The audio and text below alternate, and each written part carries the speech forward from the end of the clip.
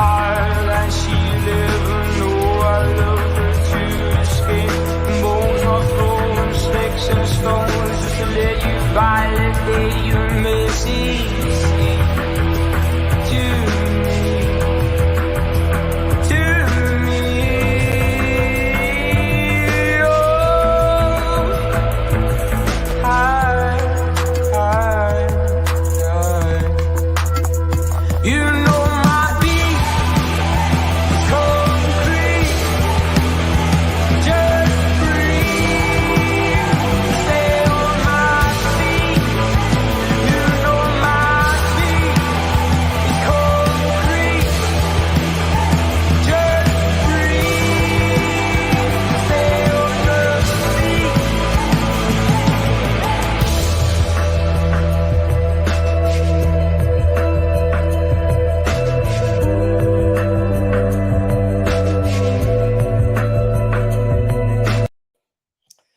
Good evening, everyone, and welcome to Loaded Mag NUFC. A little bit of a new backdrop tonight for me. A little bit of a technical issue just before the show, so apologise, started a few minutes late. And for Mike as well, I think we were just both scrambling just before the start to make sure everything was up and running. But as you'll see, I'm on my lonesome tonight for various different reasons. Richie's at football.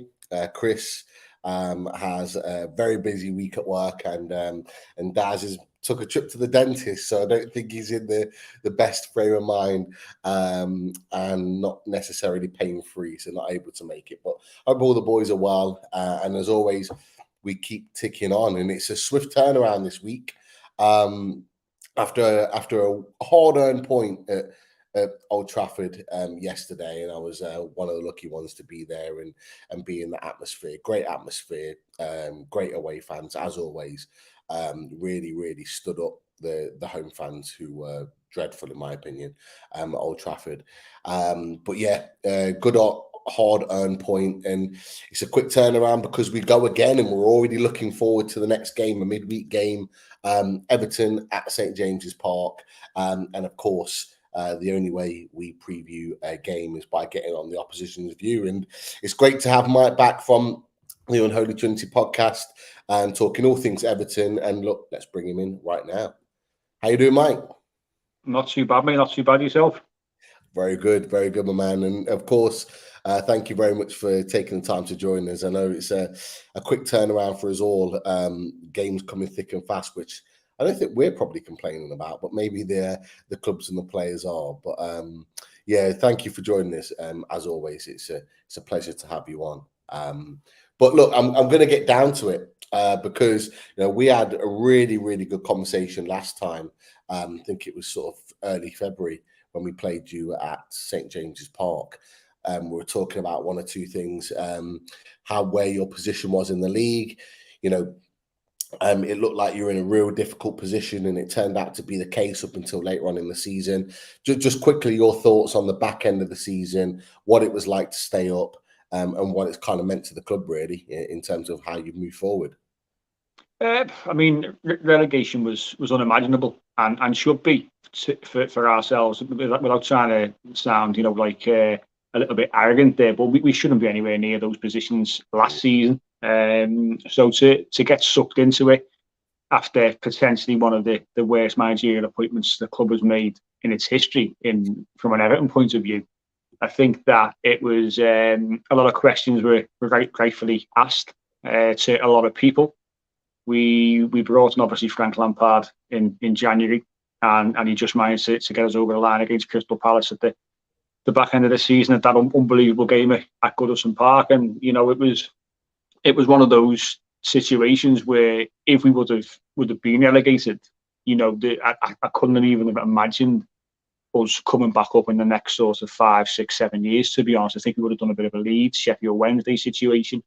It would have absolutely killed the club off financially. It would have been an absolute disaster. So thankfully, we got over the line. We managed to pull out a few decent results. One against yourselves at Goodison Park, Alex Iwobi, lovely finish in about the 100th minute. That was nice. You see how I didn't bring it up, Mike? You see how I didn't bring that one up? Because that was our actual last game. And it was, yeah. remember. I didn't want to correct you. It's your show, but I thought I better bring it up because I think the next night I dropped into the live show in the chat anyway, just to remind yourselves of the goal. But it was those kind of games and those kind of atmospheres that pulled the side through. The fans, they have got a lot. The club got a lot to thank the fans for, because as a collective we were excellent. I think it's continued into this season, as much as it's been a little bit up and down, and some might see from the outside not a fantastic start, but it's stable. It's better, and I'm sure we'll discuss in more detail sort of how we've kicked on so far this season. Definitely, yeah. I think you make some good points with regards to what it meant for you to stay in the league and how important it was. I don't think anyone earlier on in the season would have expected Everton to be in that position, albeit the form wasn't great. But for your perspective, you needed to stay in the league certainly just from a financial point alone. But as we said, we've gone into the new season. And things look more positive. And put the table up there. I'll take the comment off just a second, and you can see, already 10 points on the board, a couple of wins on the board as well. Obviously, you went to Tottenham Hotspur Stadium at the weekend and lost. Tottenham are in good form at the moment, as you can see, third in the table. But look, I'm saying things are looking up, because the reason why is a lot of people thought at the beginning of the season that you'd be right down there right from the first moment in the Premier League, and it hasn't necessarily been the case. But I'm saying that from an outsider. From your perspective, how have you seen the early part of this season? Up until probably the Man United game the weekend before, I think we improved game on game. Even the Chelsea game, first game of the season, I thought we were unlucky not to get a draw. The worst performance would probably be Aston Villa away against a poor Villa side. There's no way we should be going there and getting beat. But a lot of new players were coming into the side. We're trying to settle in. So, it's taken a little bit of a change of formation, going away from those three centre halves to two, having three men in centre midfield, giving us legs and energy, which has really helped. And a couple of decent wins, West Ham and away at Southampton. Really positive draws. Obviously, Liverpool being probably the standout one in a Merseyside derby that I'm sure for the neutral was a very entertaining 0-0 draw, which could have gone either way. So there's been some real positive performances in there.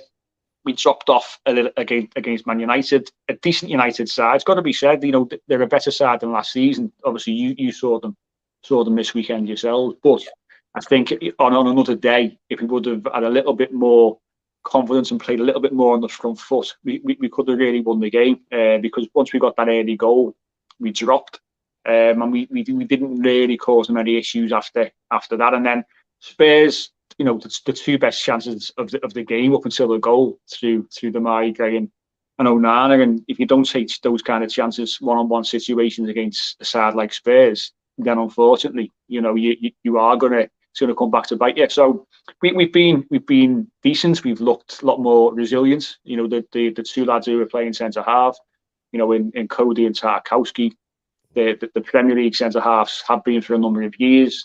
They're known as the dads of the squad. They're both leaders, which we've needed. So I think it's helped that side of things. The next step now for Everton and Frank Lampard is to make us into a bit more of a potent attacking side, and the return of Dominic Calvert-Lewin gradually over the last couple of weeks, and that will continue, I'm sure, over the next few weeks. The return of him. Anthony Gordon comes back from suspension as well on Wednesday. Hopefully that will see us improving in the final third as well. No, I think that's a fair assessment of where you're at. And it's interesting, you touched on Man United, and obviously you played them last weekend. We played them yesterday, and I'll just talk about that just a little bit in isolation, because you made the point of saying, you didn't attack in the way in which you probably could have in order to get the points. You kind of stood off a little bit. And I think that probably could be the same said for us. In the first half, we didn't. For me, we were the better team. You know, Joe Linton hits the bar in the post in quick succession. Could have been a very different game had that gone in, and we would have deserved to have taken the lead in that first half. But in the second half, it did feel as the game drew on, that as the players started to tire, you know, we've got injuries at the moment and players missing, that it was almost like the players were resigned to kind of getting the point at Old Trafford, and we're just kind of quite happy to take that. We did attack at times, but not with the same potency that we did in the first half. But and as you say, that's a level of respect to Man United, because although they're not flying high and flying like, you know, the likes of Tottenham and Arsenal and Man City, albeit they lost yesterday, you know, they have improved from what we saw under their previous manager last season. So I mean, there's a level of respect there for sure. But yeah, it's a case of you've got some of your players, and you've touched on them, and you know, we'll segue into this. We'll keep with the Everton talk before we mention anything Newcastle United. And you specifically mentioned two players that I really wanted to talk about, and I wanted to get your opinion on, and it's kind of revamp your defence really, and it's these boys, you know, Connor Cody and Tarkowski. You mentioned them. You got Tarkowski on a free. If I'm right in thinking, you got Cody on a loan with a view to buy at the end of the season, if that's right. Yeah, that's correct. You know, they are the mainstays in your centre-back pairing, it looks like, at the moment. And, you know, how big have they been in transforming your team, and how important are they to you? I think that the biggest thing about the two of them, and I don't want to jinx them at all, but they both play the vast majority of games every single season and have done for many, many years. Everton's biggest issue over the last few years has been not being able to have the same centre-pairing partnership on a consistent basis. You know, you've seen our best centre-half, for me, in Yerry Mina, constantly injured again, comes back into training last week and has another little setback. It's an ongoing theme, which is why he hasn't been offered a new deal. And when it's up at the end of the season, if not before, he will go, because he just cannot stay fit. So him, obviously Ben Godfrey's had the leg break, first game of the season against Chelsea. Mason Holgate, who, to be fair, started the season well, then got injured, coming back this weekend. Hopefully he is back in training. So we may, on Wednesday we should see him hopefully in some kind of capacity there. So I think that the biggest problem for us is that we just couldn't keep centre halves fit. And then Michael Keane, who has been a bit of a mainstay under Frank Lampard, especially last season, we haven't seen him at all really this season, because he needs players, I think, to really pull him through. He's a very confident. He's based on confidence, and even when we were playing three at the back, he wasn't getting a look in. So that sort of said to you, really, for me, if we would have brought in another centre half, then he would have gone in the summer. Michael Keane. There was a lot of murmurings at West Ham. David Moyes wanted him, so he's out of favour. So I think that these two lads who've come in, leaders, as I say, generally always fit, and they do help and they do organise as well the lads in front of the midfield, and also the full backs in Mikalenko, Nathan Patterson, until he got injured, has been fantastic. So the main thing with those two is the leadership qualities, but also the fact that a little bit snide. You know, they're quite often in the referee's ear, which Everton have not had for many, many years. So that's what you know, other players feed off that. You know, Everton have been too nice for many years. You know, I'll go back to the West Ham game this season, and there was a little bit of an incident where someone got a little bit of a whack. I think it was Garner Gay from Smacker, the new centre forward. Within half a second, the two of them are over, pushing, shoving, giving it all that. And to be fair, there was nothing in it in terms of from the West Ham player, but they were over, got him booked. Straight away got him booked. And that's the kind of thing that we need, and that we thrive off as Evertonians, as players who lead and lead by example. And those two have been exactly that, for no pounds and no pence, if you don't want to include the wages. Yeah, it's really interesting. I'm listening to you talking about how they're influencing your team and certainly influencing games as well. They're piling in there. They're kind of, very supportive on the pitch. We've been having this conversation on NUFC Twitter today. A few people have mentioned it because I don't know if you saw the incident with Ronaldo. We had a free kick, and Ronaldo nicks the ball off Pope before he's even taken the free kick and puts it in the net. He ends up getting a yellow card for it, but he argued, and 9 of the Man U players were circling the referee, trying to influence decisions, saying that Shaw had touched the ball first. He'd passed the ball basically back to Nick Pope in order to take the free kick. That's what it was. But they were so desperate to try and get anything to get a goal. Ronaldo's put the ball in the net, as you'd expect, and they've all gone mad. But I was talking about this because on like kind of NUFC Twitter, I've noticed it in our Newcastle players as well, just like you've noticed it, Mike, with your players, particularly, Cody and Tarkowski, that's you ultimately need that. You need that those players that are going to stand up and be counted, whether there's an incident where an opposition player comes up to him and approaches one of your players, you're there and you're supportive. You're not necessarily trying to fight, but you're letting them know that you've got their back and they're not going to be bullied and pushed around. We've developed that in our team as well, and Trippier deals with it definitely better than what Man United did yesterday as a captain in terms of how he handled the situation. I'm sure your boys will do the same as well. But it's really interesting that certain teams are really starting to kind of grasp that, because there are a lot of teams that are too nice. And this is what I said, that are too nice. Don't approach the referee, stand back, do everything that's nice. But these ones that are a little bit more bullish about things and go, hold on, that's not right. They're the ones that end up getting the decisions. So that's kind of something that will develop in there. And it's interesting that that's what kind of Frank Lampard is developing almost with the players that he's bringing in, because I remember quite clearly that Frank Lampard was one of the main players that would do that at Chelsea, along with John Terry and one or two others, like so Michael Essien and John Mikel Obi. So he's bringing that level of or that kind of demand into the game, and it's obviously clearly quite noticeable because you and the fans are noticing it on the sidelines too. Yeah, it's massively important, and like you say, the sides who tend to get certain decisions should we say are the sides who are constantly around referees. United were famous for it under Ferguson. They all used to do it game in, game out. They'd be around the referee, influencing. It's what they do. The referees are human. So even if they don't get a certain decision at that particular point, it creates doubt going forward. That means that then for the rest of the game, the referees always think, oh, hang on, I owe them a decision or whatever it might be, because that's how referees think. They are influenced by groups of players. And we've been so poor at that side of it. The fact we've let so much go. Coleman, to be fair to him, would have a little go. He quite often would run over, but everybody else were quite happy to take a little bit of a back seat. And now this season we're seeing more and more players doing what the 2 lads at the back are showing them to do, and that's get around the referee and say there's been an injustice, get in the referee's ear, and then look to maybe influence things going forward. Yeah, definitely. I would agree with that. I'm just going to give a shout out to a few that's in the chat. We've got 100 in the chat tonight already. Massive support. So thank you very much. Of course, we've got the likes of Lisa, we've got Darren, Yano, Geordie Toon for Life, Paul Gallant, Jules. Welcome, Jules. Always a pleasure to have you on. Dark by Design, Keith Roll, 00 Stato, who I'm sure will make some form of appearance at some point during the show. We always need some stats. You know that better than anyone, Keith.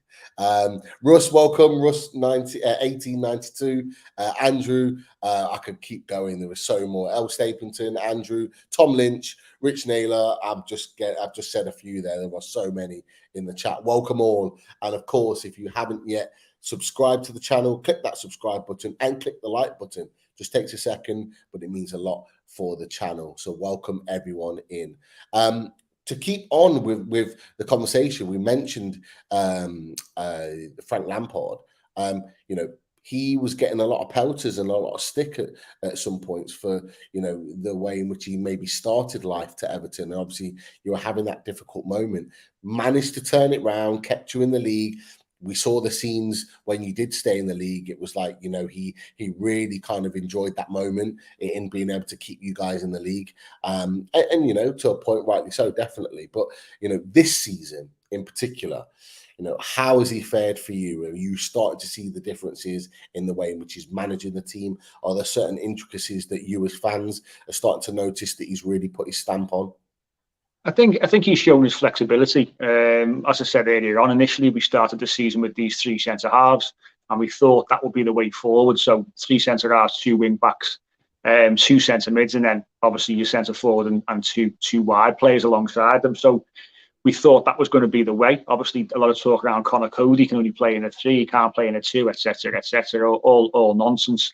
And then Frank Lampard knew he had to change things up because we didn't start the season particularly well. We lacked quite a bit in attack, and then he changes things up. Obviously, after the signings of Idrissa Gana Gueye and also Amadou Onana came in. Alex Iwobi obviously dropped into centre midfield. Who's been fantastic. And we had our midfield 3 then, full of energy, full of legs, full of ability as well. And Frank Lampard knew we had to change things up to make us that little bit more positive and on the front foot. I think the last 2 games, especially, we've struggled against better sides to really stamp our authority on the game. But Frank Lampard, we've got to remember, he's learning on the job. He managed the Derby, not for a great deal of time. He managed at Chelsea, not for a great deal of time, and now he's come to Everton. He's still a very, very young manager who's at the top end of football in this country, who's still learning about the management side of the game himself. So we've got to appreciate that, which we do. All Evertonians will tell you they're all on board with Frank Lampard. He certainly embraced the club. You saw the scenes, like you say, after Crystal Palace. I was at Leicester away last season when we won the game 2-1. And we were all in the ground till well after full time, half hour, singing the same song over. You've probably all seen the footage over and over again, Spirit of the Blues. And then Lampard comes out after everyone's gone home. We're all there dancing around, and it's that kind of thing, that kind of affection that we've got towards him, that he does embrace us as supporters and understands what the club means to us. So we're sick and tired of this constant sort of hamster wheel now of manager after manager not being given time. Besides Rafael Benitez, who rightly so when he went, but should have gone earlier and shouldn't have been there in the first place. But I think the turnover of managers at Everton has been appalling since really Roberto Martinez, who got say 2.5 years or so after David Moyes, and we've got to settle down with a manager, support them, give them the time to build a squad, and that's what we're trying to do with Frank Lampard. And a long way to go, as I say, we're addressing those defensive issues we had last season, but from an attacking sense, we're not particularly potent, and injuries, suspensions, and that have played into that. But we still, I think, in January we'll dip into the transfer market to try and address that situation, but that's more of a longer term goal.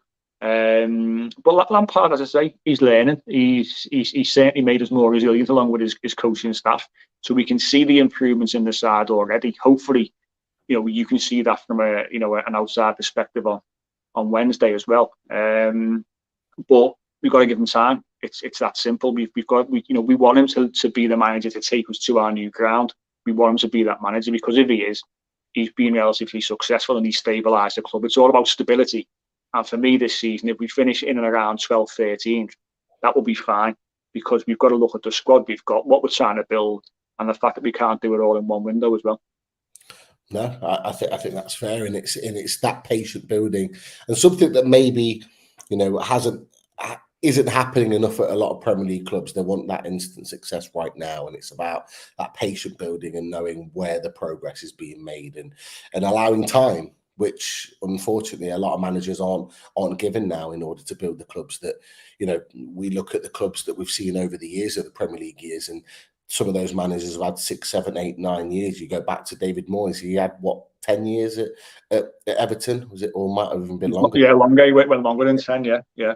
So, you know, he had the opportunity to build that team and build the identity over a period of time and allow that level of success. So, great point with regards to that as well. There has been some questions in. I'll come to one or two questions already. Lisa, one of our mods, has come in and put, nice to see Mike is on the theme with his zebra chair, zebra meaning the black and white, and was linked very closely to our takeover. So obviously Newcastle fans will always link that to Newcastle at some point. So maybe there's a little bit of love there, Lisa, from Mike with regards to Newcastle. We will wait and see. Andrew's also put on there, Mike, I hope there's some magpies on your wallpaper. I think it's to match the zebra print. Maybe that would be us as Newcastle fans, but is there a particular liking to zebra print?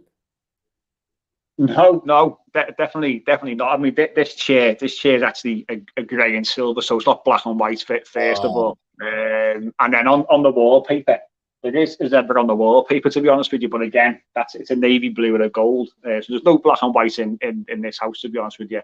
A lot of blue, a lot of grey, because you know the grey years of supporting Everton. That's probably why I've got so much grey in the house, to be honest. And I'm turning grey, so it's a bit of a theme there. But there's certainly no link to Newcastle United, and there was no forward thought on where I was sitting in the house. That's for sure. Yeah, answered that, Lisa. Yeah, definitely no Newcastle links there, which is a shame from our point of view. Good question in from Jordan 2 for Life. Question for Mike. Everton struggling for goals. Do you think Everton will go into the transfer market for a striker in January? And who would you want, being realistic? Now, you know, you've already been in the transfer market already to sign a striker when you brought Mopé from Brighton. You know, firstly, how has he done for you since he's come in? And going back to Jordy Toonfal's question, do you expect to go back in the transfer market and dip back into that window for a striker in January? Neil Mopé, to answer the first question, you know, he came in without a minute of competitive football. But look, he played a handful of minutes, I think, since March, to be honest with you. So he hasn't had a lot of football at all. And he started a Merseyside derby after the whole faff with the Leeds game, when apparently he was registered late, which was just a bizarre situation because of the bank holiday. So he started a Merseyside derby, does very, very well, should have really scored, but he was, you know, played the full 90 minutes. He was knackered, gets his goal against West Ham, great finish. And he's struggled since then, because for me, and this is no slight on him, the system that we play with that one central striker and two wide players doesn't really suit him. You're asking him to hold the ball up and bring players in, and it's very, very difficult for a man of his size. He's 5'7", he's 5'8", something like that, to actually do that. You know, he's a willing runner. He works hard, but I think he's probably better suited to a 2 or come off the bench as a bit of an impact player in our system. Obviously, Dominic Calvert-Lewin is being sort of nursed back to be integrated or reintegrated into the squad. We saw him for 15-20 minutes against Man United. He got longer against Spurs. Frank Lampard admitted in the press conference before the Spurs game that he's not fully taking part in every single training session. He's got his own individual work that he's doing. So that tells you where he is and how you know, the precautions that are being taken from the coaching staff and Frank Lampard. So I think, you know, ideally, I'd love to see Dominic Calvert-Lewin start on Wednesday. He won't, for me. I think it's too soon. Whether we go and get a striker in January, I don't think we'll get a striker. I think we'll be looking in the wide areas. You know, we had a few players we were looking at late on in the transfer window, one being Kudus from Ajax, who was very, very close to joining on loan. And then all of a sudden, because Man United bid £100 million, which is ridiculous for Anthony, they didn't want to lose the 2 players. Kudus wasn't particularly happy because he wasn't playing. I think since then he has been playing.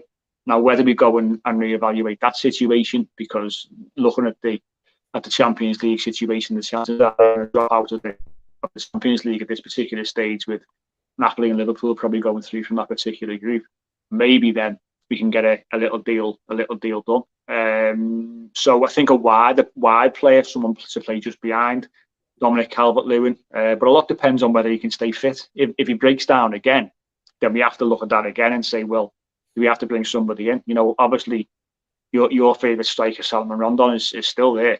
I'm not quite sure what he's doing, but he is still in and around the squad. And it's a player who the previous manager brought in, who unfortunately, and we're not in the habit of slating players, to be honest with you, but he hasn't brought anything to the side. You know, he came in. We discussed this last season. He came in. He was unfit.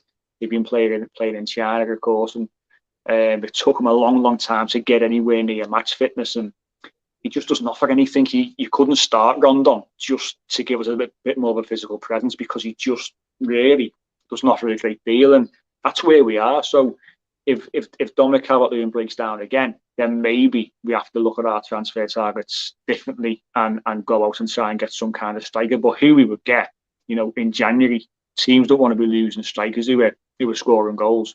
I don't know. I mean, Diaz at Blackburn was linked quite heavily in the summer.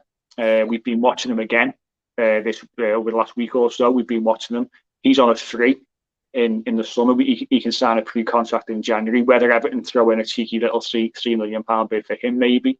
Depends where Blackburn are in the league, whether they're going to be challenging for those playoff spots.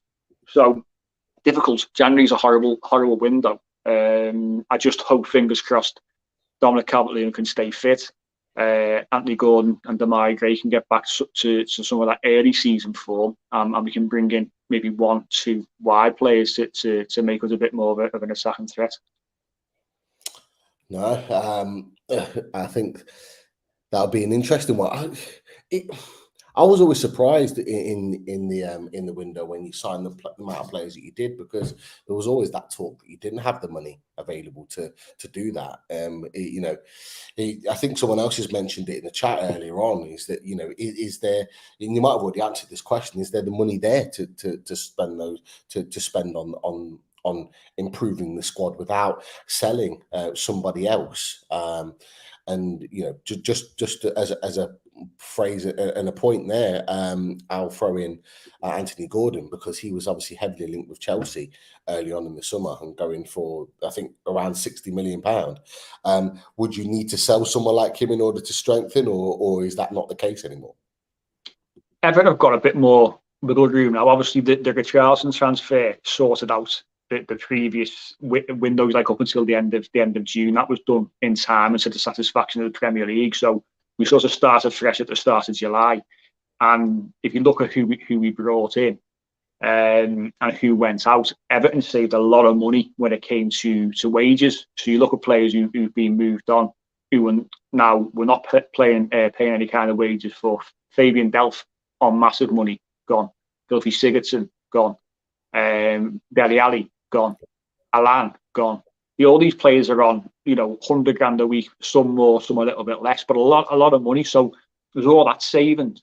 We got a little bit of a fee for Alan as well. So there will be money, and there will be a bit of wiggle room when it comes to January. Anthony Gordon won't go anywhere. I mean, there's talk of him potentially stalling over a new contract because he wants silly money. I think Anthony Gordon just needs to get his head down a little bit now. And you know, the whole Chelsea thing, for me, was just a bit of a media storm. There was interest, but there wasn't interest to the level of, I think, that was reported, to be honest. And I think that any talk of Chelsea paying 50, 60 million pounds just wasn't on the table. They wanted to pay about sort of 20, 25. That was it. And Everton weren't having it, rightly so. And you know, Anthony Gordon now needs to get his head down, look to try and, as I say, hit up before he struggled. And he's, for me, you know, as a season ticket holder, I hear noises every other week at the ground, and he's becoming a little bit of a whipping boy at times, and it's disappointing. We've been there before with Tom Davis, we've been there before with Ross Barkley, players like that, homegrown players who, you know, we want to succeed and should be back, and you hear murmurings which drive me nuts. You know, the kid's only young, he's got a lot of learning to do. He's nowhere near the finished article. We know that he's not in a great deal of form, but I think when he plays away from home, he's a lot better because he hasn't got that pressure on him. So I think we might see a better Anthony Gordon coming off a an early season suspension after only nine games, 5 bookings. We should see a better Anthony Gordon come Wednesday night. But yeah, there's going to be a little bit of room there, I think, in January for us to do a bit of work for me. Yeah. No, I think that's fair. And of course, you talked about in terms of you building, you're going to need to improve that squad. You've just you've touched on 1 or 2 players as well that maybe need to kind of just be moved on in order to freshen up the squad. We're in a very similar position, so it does make sense. Lots of questions firing in. If you have a question for Mike, get them in. Some brilliant questions already popping up. And look, I'll jump to a couple of them whilst we are here. And there was one from Keith actually that's referenced to your top, and he's asked, Mike, is that the 1984 or 1985 FA Cup final Everton shirt that you're wearing? It is, yeah. So 84 Cup final against Watford, 2-0 win. That's that shirt, one of the remakes. So it's I like the old retro shirts. I mean, yourselves, Newcastle had a few classics over the years, haven't they? So they do look nice, don't they? So yeah, that's what that shirt is. Ah, excellent. Great question, Keith. And you know what? Speaking of Keith, I think it's time for some stats. So.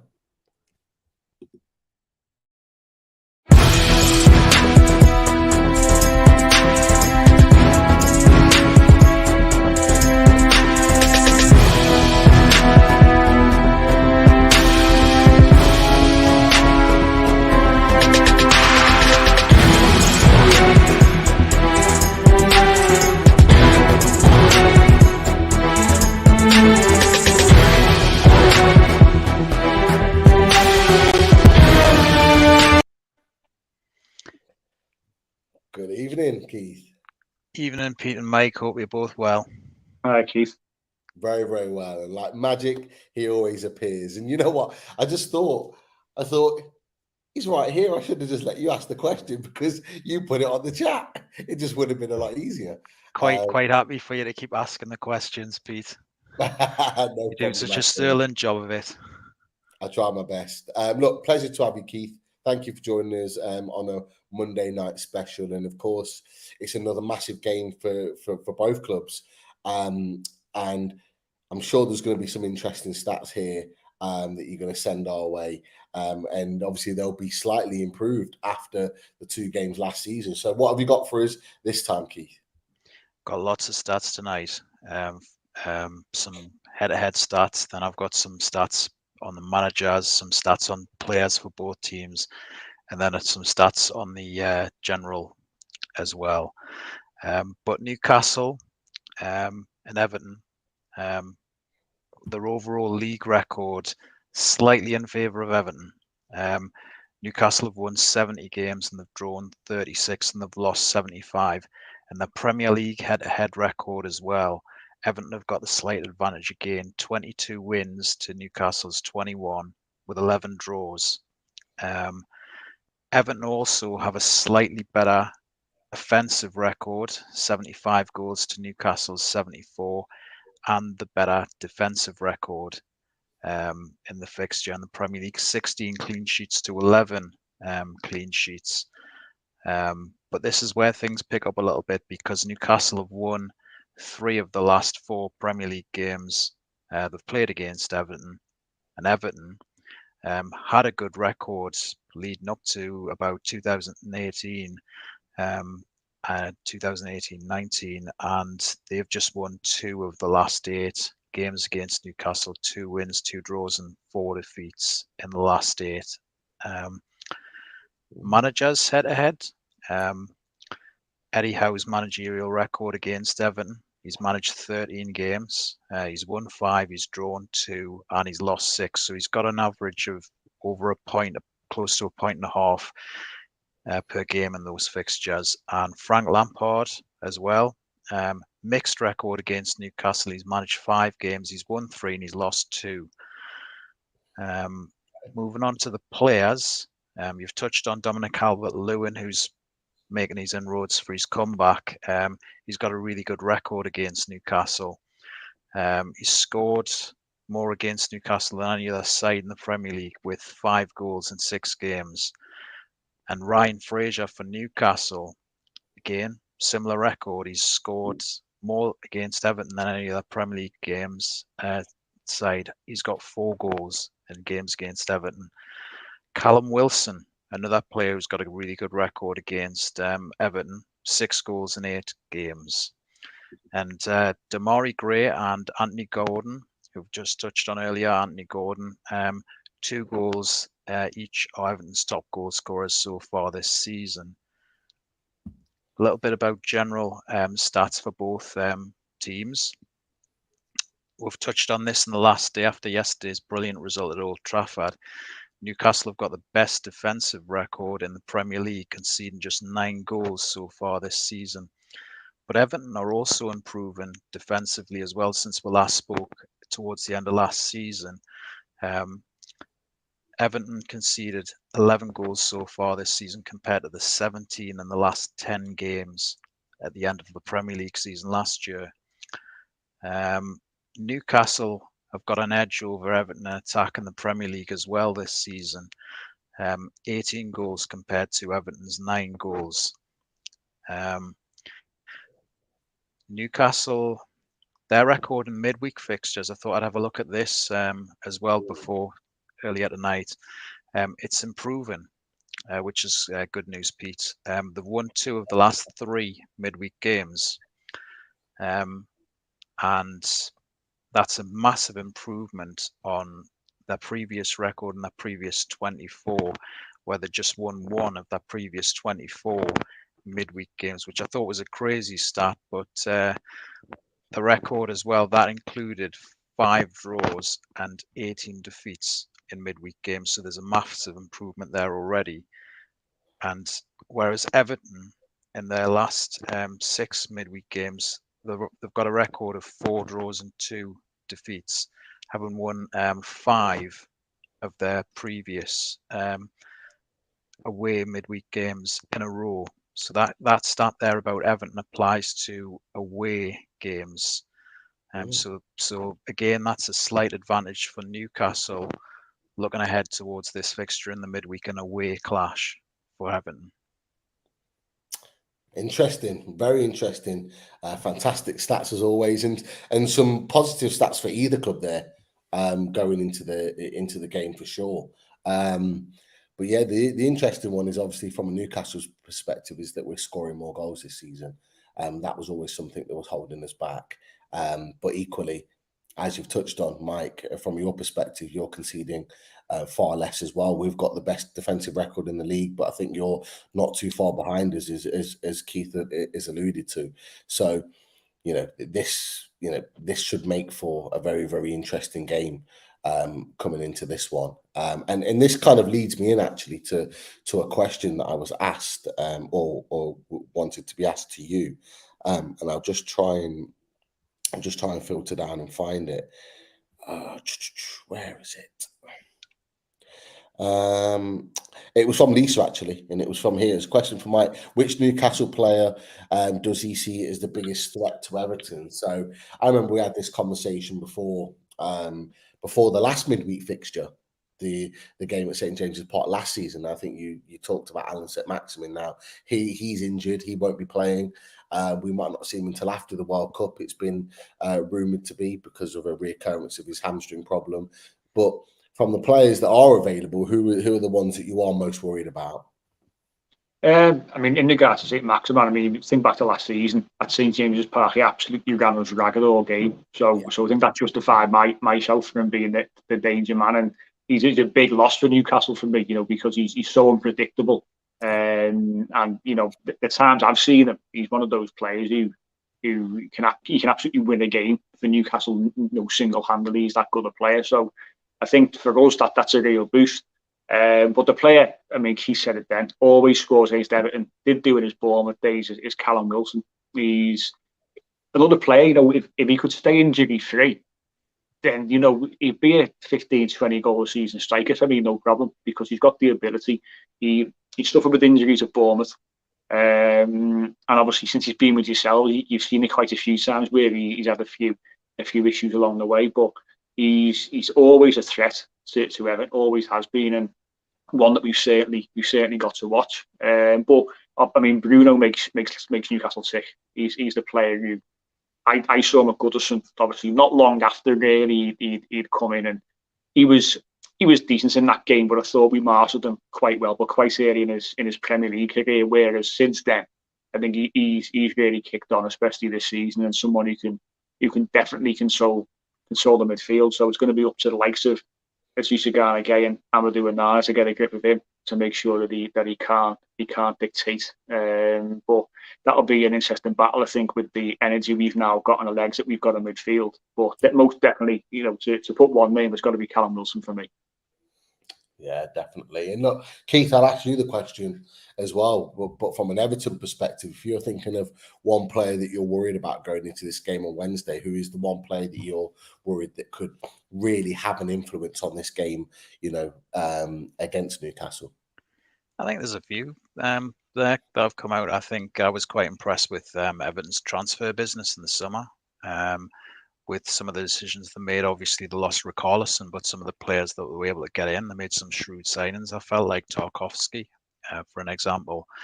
Connor Cody coming in was an impressive transfer for me, and Maupay coming in up from Brighton as well.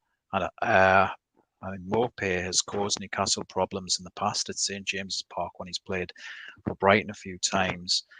So both, in particular, Maupay and Cody, are concerns for me for the opposition, because they've done it before. Really, they've caused Newcastle problems in the past. They've been proven to cause them. And again, Gordon. How is Gordon going to play as well? You've always got to keep an eye out for development players like Gordon, because he had such a brilliant season last year, particularly towards the end of the season. Yeah, Gordon, he was still early on in his development when he came to St James's Park, but I always remember early on he was causing a few problems in that game in particular as well. And he has come on, he's gone from strength to strength, but I think Mike's right in terms of how they need to manage him from a fan perspective, but also from a club perspective to really get the best out of him.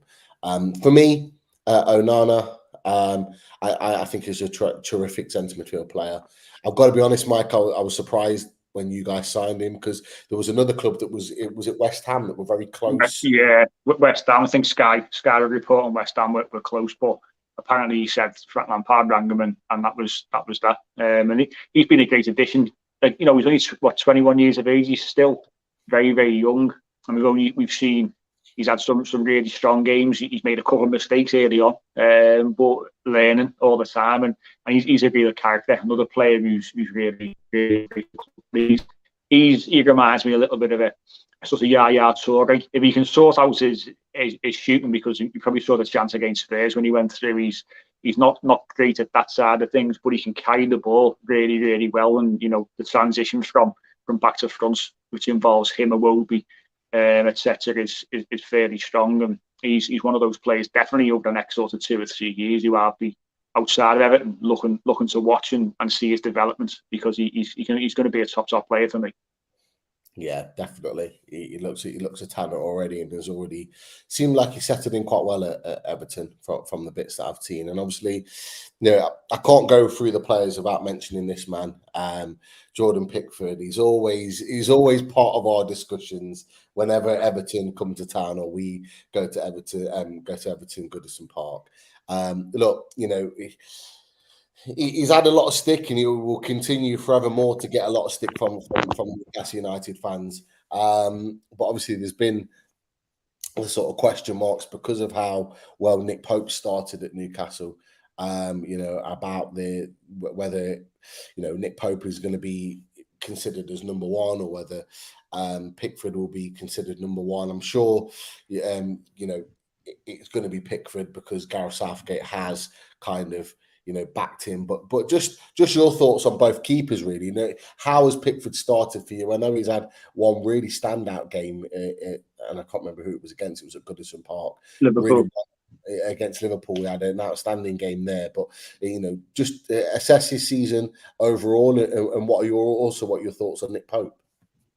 Pickford started the season well. I mean, everyone will go back to obviously the fumble against Spurs on Saturday night, and that's really the first little mistake that he's made. And this season I think he's been exceptional. He's been great for the last 18 months. We've discussed obviously his temperament and how at times, when he's come to St James's Park as an example, where he's got carried away and he's got embroiled in the atmosphere. And one thing that he's learned to control for me is that side of things. So Jordan Pickford, there's a massive media agenda against Jordan Pickford, and for some unknown reason, they want him to fail and they want him to make mistakes, and they push this narrative that he's been important since he signed for Everton, and it's just not the case. His consistency has been there. It's been between him and Nick Pope in terms of saves this season as well, at the top end of that particular stat. So I think people and the media in particular need to go and find somebody else to have an agenda against, because I just think it's a little bit silly. You should want, the top players in the country to succeed and praise them when you can, because it's for the good of obviously the national side as well. So it's always strange to me when they seem to push this narrative, and then obviously you've got Ramsdale who's been decent for Arsenal. Nick Pope comes to Newcastle and he's done well. But Jordan Pickford is England's best goalkeeper, and that's just the way that it is. And people can argue with me to the blue in the face, but he's England's best goalkeeper. He's proven it time and time again in major tournaments. He was the best goalkeeper and England's best player at the recent Euros. He was the best goalkeeper at the previous World Cup. There's not really an argument to be had. Nick Pope is a very good goalkeeper. Make no mistake about it. When there was talk of maybe Jordan Pickford moving on, he was the one goalkeeper I'd said time and again, Everton should be in for Nick Pope, because I like him. He's a big lad. He commands his area. He's good when you've got crosses coming in, set pieces. And as a defender, that's exactly what you want from your goalkeeper, to command those kind of situations. I think, like any goalkeeper, I mean, we saw for England, they got mistakes in them. All goalkeepers make mistakes. All players make mistakes. The thing is, and I say it time and again on our show, anytime a goalkeeper makes a mistake, quite often it leads to a goal. So therefore, it becomes high profile. I think the thing with Pickford is, if he makes a mistake, it becomes headline news. If other English goalkeepers, Ramsdale's done it time and again, making stupid mistakes, if they do it, we don't hear about it as much, and that's just the way it is. But Pope has had a good solid start of the season. Better than I do. I think he's a good goalkeeper. I think in terms of England's goalkeeping situation, you've got three real solid goalkeepers going into a World Cup. And the one that Gareth Southgate trusts the most, because he's proven at tournaments, is Jordan Pickford. Now, that won't always be the case. In maybe 18 months, 2 years, you'll see a transition from Jordan Pickford to one of the other lads, potentially Ramsdale. He's a little bit younger, I don't know, but Jordan Pickford has been solid for 18 months, and I know it's a bit of fun with yourselves, and that's all well and good. All the dinosaurs, the inflatable dinosaurs at Goodison Park, did you know good? Do you know what I mean? That was a good clip when we scored the goal and the inflatable dinosaur got lashed. But we'll say no more about that. I wasn't even playing that game. Begovic was in goal, but it's all a bit of fun, and no one minds that. But let's just celebrate the fact that the country have got three good goalkeepers to choose from, and it should be more of a positive spin for me than negative than what the football media like to put on Jordan Pickford. Yeah, no, I think that's a fair point that you've made. I don't think many Newcastle fans would agree with it. I think we're very stuck on the fact that he's a Mackham, and I think it's not just the fact that he played for Sunderland. I think it was the game where we ended up winning 3-2 under Rafa Benitez, where he actively tried to wind the fans up. That really got to him, and after that point, I think it's got like the Mickey taking and all the rest of it is something that kind of is continued through. Michael clearly doesn't like Pickford. I'm not going to repeat what he said there, but he thinks he's too inconsistent. He makes mistakes frequently. That's Michael's opinion on that. There was an interesting one here, and I'll just go further up. It was Charlie Hotspur that put it in, and is this. He's likely to start. He's probably going to start on Wednesday. But he's put quite an interesting question here. He put Pickford crumbles at St James's Park. If Everton know what they're doing, they'll rest him. Now, they've done that before under previous managers where he could have played and he hasn't, or not even been in the squad. Do you think there is something? Sorry, do you think there is something in that, or do you think that actually, it's just something that's probably played on the manager's mind more than the player, or do you think there is actually a mental block there when it comes to St James's Park? I think there was an issue going back about 2 years ago. So when, and probably a little bit before that, if you think back, obviously to the 3-2 game, and there was a time when we won, I think 1-0 at Goodison Park, and he was given quite a bit to the Newcastle fans in the Bollins Road as well. So he's been through that. The immaturity of Jordan Pickford has definitely been there and definitely influenced, I think, his decision making and his petulance over the years. I think, as I say, he sought help from a sports psychologist. So I think when Carlo Ancelotti took him out of the squad altogether, and he played Robin Olsen in goal, and Pickford was given a little bit of time away. He was going through a little bit of a rough time form-wise and things like that, and a lot was in the media. And as I say, any mistakes that he made were highlighted a lot more than anybody else. But he was taken away. He sought help from a sports psychologist, and since then, he's really come back. He's really matured. He's been captain numerous times, and including this season as well. And Jordan Pickford won't want to not play on Wednesday. There's just no way. And for me, you play your best goalkeeper, and for he's by far and away our best goalkeeper. As solid as Begovic is, he's not Jordan Pickford, and Jordan Pickford has got to start the game. And I think now he deals with these kind of situations better, as he should. I'm not saying it's easy when you go into the Lions Den as a lad who's come from the nearest rivals. But he should be adjusted to the way and the world of professional football, and he shouldn't let those kind of things dictate his performance. If he's switched on, he can zone out, and we've seen it. And I've got no issues with Jordan Pickford starting on Wednesday night. Okay, nice. It was a great question there, Charlie. Fair play. And look, as we move forward, there are lots of other questions coming in, lots of other opinions coming in. We'll touch on a few of them after we get to our next point. And obviously, I asked you, Mike, to come up with your starting 11 of what you think it will be come Wednesday night. Now, this is just a feature that we've brought in the back end of last season, and I like to bring that up. Hopefully, you can see that on the screen now. Are you guys able to see that? Yeah. So, please let me know if any of the positions are wrong. Mike, I just put it in the position in the formation that I thought you were referring to. But this is the team that you've gone for. Does that look about the right type of setup, or is it slightly set up differently? Should have put my glasses on so I can see. Let's have a little look. Yeah, that's exactly right. To be honest with you, that's what I think we'll see come Wednesday. Yeah. Okay, so interesting. Obviously, Gordon was suspended for the game against Tottenham. He will return on Wednesday. You've gone for Iwobi, who has kind of reinvented himself as that sort of more like centre midfielder in that new sort of role. You've obviously got the centre back pairing of Tarkowski and Cody, and you've got Holgate playing right back. Now, what we ask all of our guests that we come on when we look at their team is look, where are your strengths? Where do you think you could win the game on Wednesday, and where do you think are your weaknesses? Where do you think that Newcastle as a team could expose you? In terms of the strengths, we've touched on. The defensive side. I think we're a more organised unit. I think with that four, Mykolenko, Cody, Tarkowski and Holgate, that's a fairly solid back four. I mean, Seamus Coleman may start. Mason Holgate, as I say, just coming back from injury, but Coleman struggled. He came back in against Southampton for a real inform, and Nathan Patterson, who's been fantastic this season. And he reminds me of Seamus Coleman probably 6-7 years ago at his peak.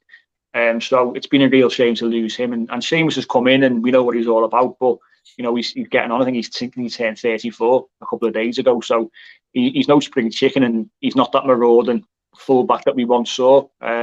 So he may start because of the injury situation, but I would like to see Holgate come in just to give us a little bit more pace down that right-hand side, which we've lacked. So, but I think the lack of attacking intent from our full-backs is probably a bit of a weakness, if I'm being honest with you. I think that it does hold us back in an attacking sense. If Patterson was playing, I'd be a lot more comfortable, but obviously he's out for another couple of weeks or so. So that real defensive setup, it sounds a bit strange to say it, but the real defensive defense, if you like, holds us back a little bit. And Mikalenko, he's a real solid left back, but he's no sort of Luca Dean in terms of attacking, and he's certainly no Leighton Baines. He was great at both.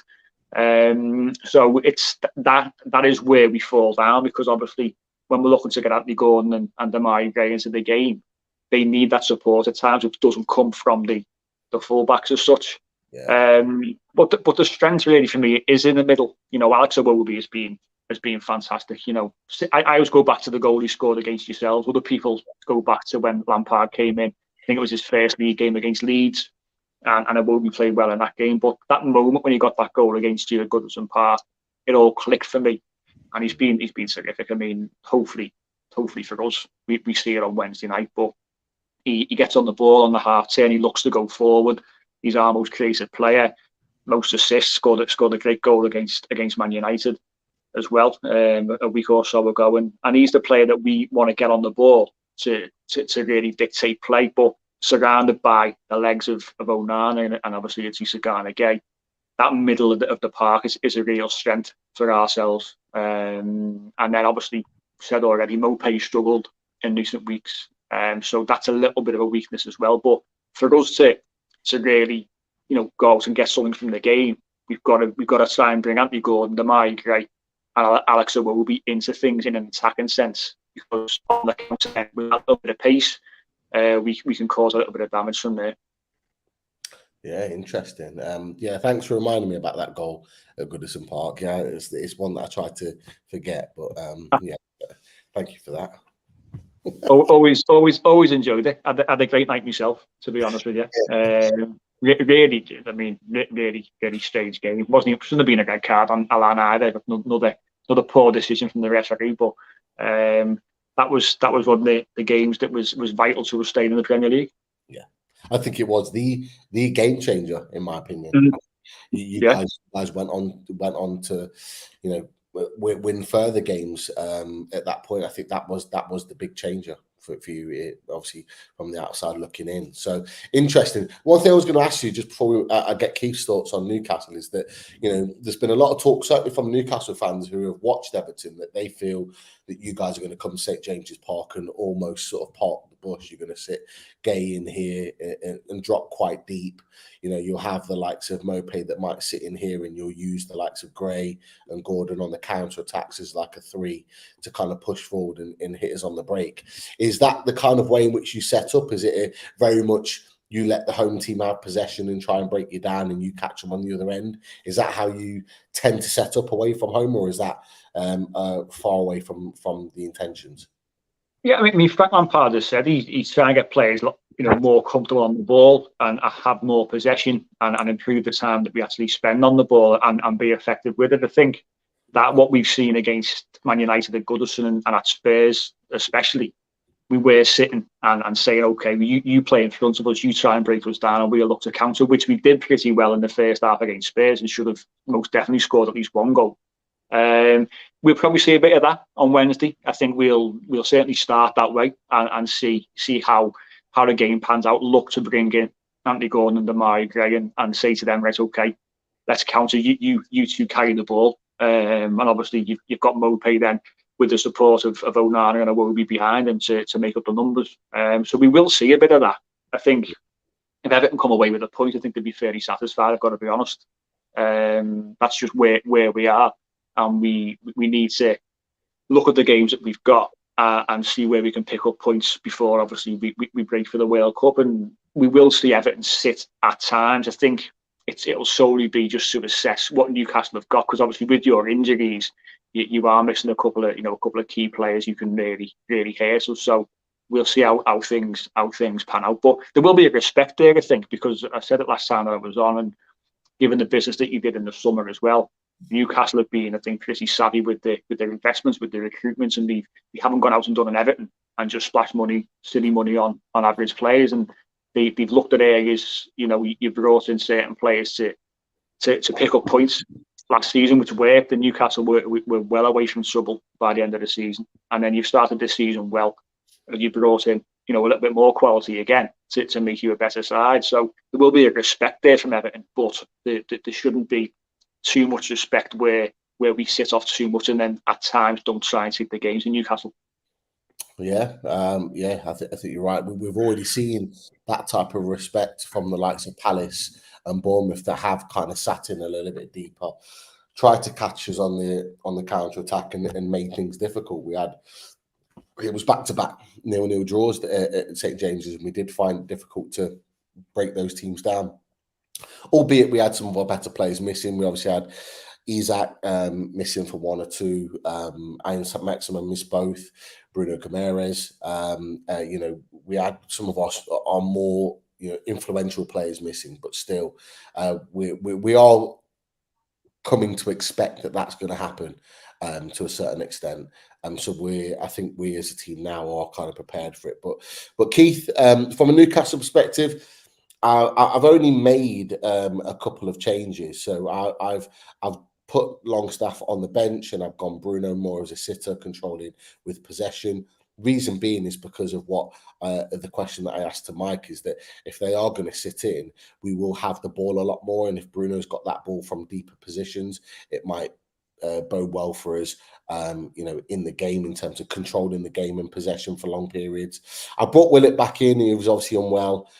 Travelled separately with the squad, but came off the bench and looked okay at Old Trafford. So I've put him in that he may likely start for us. And then I've given Burn a rest and put Target in just to combat the likes of Gray and Gordon. Trippier will be up against Gordon here, but Gray, if he was to come in with that pace and a bit in between him and Botman, just to have someone that can manage that situation quite well. He did well when he came on against Anthony. He had a fantastic game at Anfield against Salah, kept him very, very quiet. I don't know what you think about that, or would you change anything else? I've put 3 possible likely subs on the bench that we could manoeuvre slightly. If there's another one, let me know. What do you think, Keith? I sort of tend to agree about Target coming back in, given Burn a rest. I think where possible over this busy fixture period, I think it's important to do a little bit of rotation, not wholesale changes, but sort of giving legs a rest and bringing 1 or 2 areas where the areas of strength are that we have, which is in defence this season is massively improved. The strongest area of the team for me is the defence. Yeah. Currently area that we've strengthened and we've got it nailed down. So Target for me, yep, totally agree with that. I'm pleased to hear that I believe Shaw has declared himself fit for the Wednesday clash, because there was a concern after the Man United clash, but it's good to hear, because I was initially thinking maybe Burn would come in and, as you say, Target would go out wide, but as Shaw's declared himself fit for match fit, then go with your strongest team. And someone in the chat, Keith, was very quickly. Someone in the chat mentioned about the potential of this being the centre back pair. Would you go along with that, or would you rather put in Burn in that situation just to ensure that you got a little bit more continuity? Obviously, Lascelles' last game he started was at Anfield, and he was terrific. Then he played very, very well, and he scored in this last fixture. Absolutely, at James's Park, he scored from that corner. So, would you see that as a viable option, or is that a no-go for you? Again, I'm sort of like, I'm not as in favour of massive wholesale changes, but agree that that's an option. I think you quite rightly said that he did play well at Anfield. He also, he came on in Tranmere and got a goal at Tranmere as well. He'll always put a shift in. I'm not as confident with Lascelles, but certainly if Shaw hadn't declared himself fit, I think we would have to have broached Lascelles in. I think maybe he comes on as a substitute late in the game, but I would be more inclined to start with Shaw in the sort of back 4 there. Bruno, quite happy with that. with Willock as well, and sort of Trippier and Almiron. I think at some point as well, bringing Fraser on as well. I don't know if you want to substitute Murphy at some point in the second half and bring in Fraser for the extra legs in the second half. Obviously, we've got to look to sort of manage that situation where ASM's not going to be available from now until after the World Cup, realistically. So we need to bring in other players, such as at times like Fraser, get him in the team over that period. Definitely. I mean, Fraser came on at Old Trafford. He did create one moment where he made a really good run through, but I think Varane came back and defended really well. And if he'd have managed to get that pass through, I think it might have been Wilson at the time. We were in on goal, and that was deep into the second half. But Fraser looked fit and ready to go. So could that be the change? Could Fraser come in and then you bring on the pace of Murphy to run at defenders later on, and we know how blisteringly fast Murphy can be, so that's an option. Jordy 2 for Life thinks I've got an issue with Dan Burn. I haven't. I was purely giving him a rest. I actually think he's played really well at left back, and I would be quite happy for him to stay in that position, just because if he plays in that left back role, what you don't get is those Morano runs forward, the overlapping left back. But what you do get is that solidity here, and Mike may not be aware of it, is that we almost set up like this in games. So we've got Wilson at the top here. You have your Joe Lintons and Willock pushing forward, Bruno or whoever sits on the ball here, and these end up being a back three. So we have Fraser that pushes on. Joe Linton will support in here, and Burn will sweep up here. So we actually in the game do turn into a bit of a back three, and Trippier almost then becomes a right wing back. Almiron will wander within these areas, and Trippier will try and whip balls in from this position into the box from deep, where he's been really successful this season. So I like the fact that happens, and Dan Burn allows that to happen. It's not quite the same when Target's in. It almost does become, like for like in terms of left back, right back. Trippier then becomes a little bit deeper in terms of keeping position, and it is very much that sort of that 4-3-3 type position. So he does offer something different. But with Burn, do we manage him? Do we manage his playing load? He's playing really well at the moment, but do we give him a rest so he's fit and fresh for Tottenham at the weekend? Who knows? But this is kind of how it's going to set up, and I'll move the Everton players on to give us a better feeling of how it will be. So it'll be almost like, and this is where I think it will be interesting, is that you've got Iwobi, Onana, and Gay, and it's going to be this sort of matchup here. Is that Joe Linton, Willock, Bruno, further deeper, and Garner, Gay further deeper. Wilson will be up here. Almiron will try and get in between the lines here with his pace and his power. He is deceptively quick. He's just rapid. And Trippier has built up a really good relationship now where he can find these little balls into the spot. There was a ball about 2 minutes into the game from Trippier, and he was down here. He played the ball in at Old Trafford, really long ball in, and it was just pinpoint. The way it just landed onto his foot. They've got a real good understanding here, and that's where it's going to be crucial. And it's interesting that you mentioned, Mike, that Mikalenko and Holgate or whoever plays right back don't like to tend to get forward as much now, because that might play into Newcastle's hands, because we like to play in between the lines here. You'll probably find at some point that Willock will come inside to allow Bruno to play here, and there's a nice little triangle that tends to come about between Trippier, Bruno and Almiron, and they like to play in between these lines into Wilson here, or in these lines where Almiron will make the run and be playing it into the box, and vice versa on the left-hand side, but a lot less so. So that's just something to keep an eye on. But anything else from you, Mike, with regards to the tactical setup? Where do you think anything interesting might come about with certain players? I think we'll see a little bit more of what we're all about in the attacking sense if we see Dominic Calvert-Lewin. I've got to be honest. I think he will get sort of half hour or so, depending on what the current score line is, and we'll see a bit more. Because I think Everton is settled for Dominic Calvert-Lewin. You know, he played his best football under Carlo Ancelotti when he was told to literally you play in the 6-yard box, you score your goals. You know, between sort of 6 and 10 yards out, which is what he did when he scored all those goals in the 2021 season. So I think that will be interesting if we can see Dom get half an hour. We know what his strengths are, how good in the areas, and how he can bring other players in. I think obviously, as I said, Mopé has struggled, so there's going to be a lot of emphasis on those 2 wide players. I think it will be Anthony Gordon to come back in, who's going to be fresh after his suspension. Dwight McNeil will drop out, so he's a bit more defensively minded than Anthony Gordon is. So a lot of emphasis on our wide players and utilising them, and hopefully we will see a little bit of the ability of the 3 lads in the middle, especially Onana and Iwobi, in terms of carrying the ball and making things happen. But like I say, I think it'll be a little bit cagey from us early on.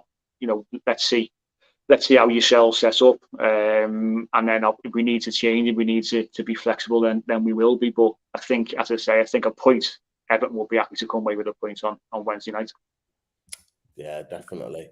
We'll certainly be looking for all 3 to continue the run. You touched on just to finish. You touched on Dominic Calvert-Lewin. If he does come in here for Mopé, that'll be interesting to see how he gets on against the likes of Shaw and Botman, who both have been fantastic this season. Sven Botman in particular, for me, has been one of the top 3 centre-backs in the Premier League this season, bearing in mind he's 22 and just signed for the club. First experience of Premier League football. He just looks seamless. Even against Ronaldo and Rashford yesterday, they just did not get a look in. Rashford ended up playing more on the right-hand side than Anthony in the last part of the game when he came on, because he was getting no joy there. The only joy he got was the header in the last minute where he just popped up off the right-hand side. But yeah, Botman has just been like an absolute man-mountain, so it'll be really good. He really manhandled Raul Jimenez at Molineux earlier on the season, that big physical striker. So be interesting to see how Botman comes up against Dominic Calvert-Lewin, or vice versa, really, because the stats don't lie. His stats are up there with the best in the Premier League this season. Very, very high performing levels.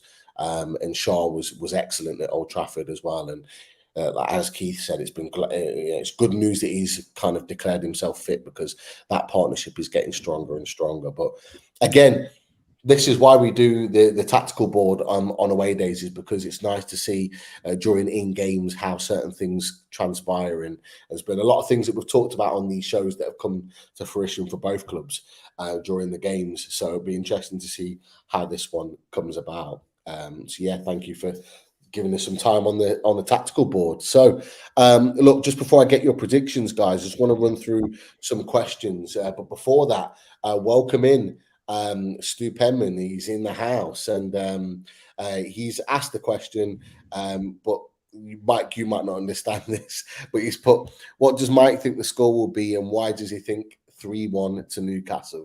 The reason why he says that is because Stu Penman has the classic prediction, and he only ever says 3-1 to Newcastle in all of his predictions, and there's a lot of times that it comes correct. So Stu, welcome in. Great to have you on. And in the chat as well. And we will be, Stu, getting Mike's prediction very, very soon. That is for sure. There's some other questions in here as well. What would a good season for Everton look like? I know you touched on it earlier on, but what would be the ideal season for you? From a realistic point of view. Yeah, I think Everton fans have sort of tempered their expectations, and rightly so, after what we saw last season. We thought we had a squad that was more than capable enough of finishing mid-table. It didn't pan out that way for a variety of reasons. But I think I said all the way through, even before the season started, if we finish anywhere between 12th and 14th, that will be progress. That will be a success. It might sound a little bit sort of defeatist and a little bit of a low bar, but we've got to be truthful to ourselves and say, this is a longer term project for Frank Lampard.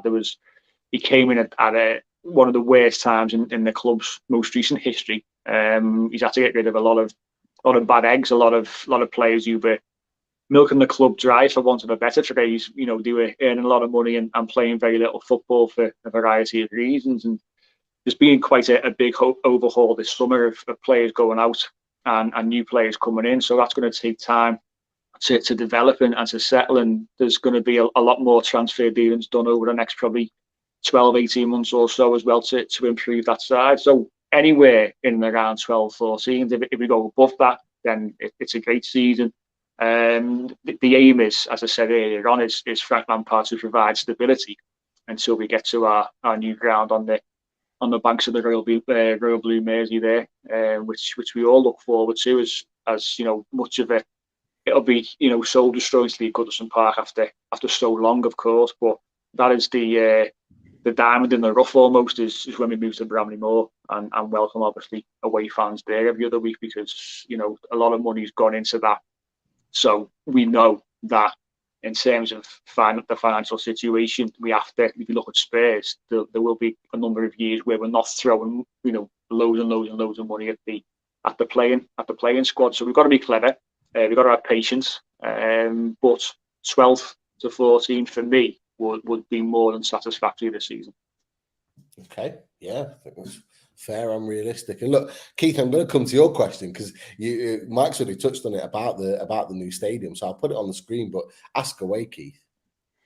Yeah, I was interested to hear your thoughts, and you've just touched on it there, really, Mike, about the Bramley Moor Dock Stadium development, which is going to be open 2 years from now, and I understand it will be eventually even Goodison Park.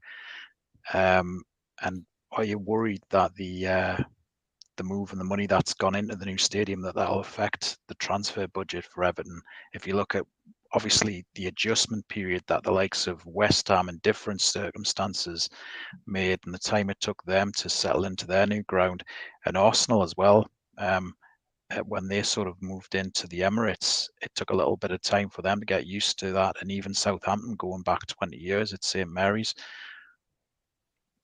What are your thoughts on when the moment eventually comes in 2 months and how it'll affect your budget and the actual settling in period at Bramley Moor Docks, given how successful in the last year, in particular, going into the final straight of the season, Goodison Park was for Everton as a club? I mean, to answer the first part in terms of leaving Goodison Park, it's going to be a really difficult thing to do. You know, that's all we've all ever known as Evertonians. Let's get it right. You know, we've been there for so long. It's one of the, you know, we see it as the best ground in the country because of the age of it. You know, you've probably all been there yourselves. You know, you were there last season, Pete, in terms of how tight the ground is, how many posts you've got to look around to try and see the pitch in certain parts of the ground. And you know, that's what makes Goodison Park so special is the fact that you don't see many, if any, grounds like it anymore, because they're all replaced, knocked down, whatever it might be, and clubs move to new homes. So it's going to be a real wrench because, you know, we all love the place. It's just within our fabric. It's, as I say, it's all that we've ever known, and we've had some of our best moments there, and some of our worst, especially last season as well. You know, we've had some of our worst moments there as well. But it's one of those things. You never forget. You know, you don't lose the memories that we've had, and we've just got to look to the future, because if we stand still, which we have done for many years, then you get left behind even further, and we've got to try and bridge that gap between certain teams some way, somehow, and this ground hopefully will do that. It will increase the match day revenue. It will increase revenue for other events as well off season. It's an attractive prospect to investors, hopefully, with the obviously Farhad Moshiri still trying to tie down this investment for the second half of the stadium, if you like. But there's a lot of murmurings centered around investments from American backers. There was murmurings the other day from the Middle East in terms of backers coming in. So that will be sorted. But like you say, Keith, I think it always impacts the transfer budget in some way, shape or form. You mentioned the numerous sides there that have been impacted, and you have to come to expect that. So we've got to be clever. And that's when it comes to the likes of when you bring players to you like Anthony Gordon. If you develop him correctly, you can go and sell him for 50 million quid, and that's £50 million pure profit. And you can then put, say, 30 into the squad and give 20 to the stadium, for example. Onana, we got him for, I think the down payment was around about 12. Obviously, the overall transfer fees, I think the minimum he gets about 27 overall, and his add-ons. But the way that it's being packaged, it's a very savvy deal. He could go on and be a real top player in 2 or 3 years. Could get 60-70 million pounds for him. So as long as we're clever with who we bring in, and we bring in players who, we're not buying for top dollar, but we can sell for top dollar, then you can address that in some way, shape, or form. Obviously, we've seen some disastrous moves in the transfer market in recent years, so the trust isn't there, I don't think, from a lot of Evertonians towards the board, towards the majority shareholder. But who knows? By the time we get to Bramley Moore, there could be a new face at the helm at Goodison Park in that boardroom. So we will see what happens. But yes, I think it will impact in some way, shape, or form. But having a bit more of a structure in place behind the scenes with the director of football and Kevin Selwell, obviously working closely with the manager Frank Lampard, we should hopefully be a bit more savvy in our dealings to sort that kind of thing out. Great answer to that, and a great question, Keith. Absolutely spot on as always. There's another question, a slightly different question from Jordy Team for Life, but question from Mike: what does he think of Toffee TV?